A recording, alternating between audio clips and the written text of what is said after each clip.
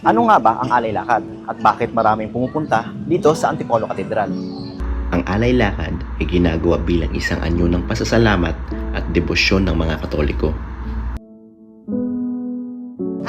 Kasi po, tradisyon na po namin yun sa mga sinaunang angkan pa po namin yun nang galing. Yun na talaga yun nakagis na namin simula maliit hanggang sa malaki. Sa Quiapo pa lang ho, nag-aano na yung tatay ko, nagbubuhat siya, yun. Sila magkakapatid. Panata. Oo, ibig sabihin talagang ginagawa na taon-taon. Lalakad po natin ng sobrang haba, like napapagod po tayo.